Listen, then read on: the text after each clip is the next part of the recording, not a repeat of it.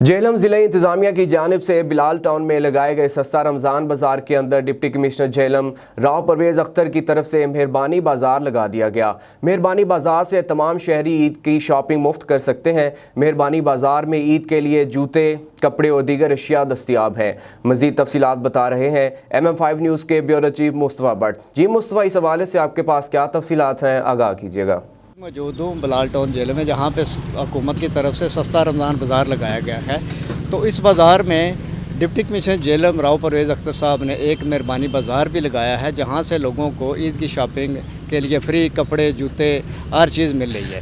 تو اس سلسلے میں میرے ساتھ ایک شہری موجود ہے، آئیے ان سے جانتے ہیں کہ یہ اس بارے میں کیا کہتے ہیں۔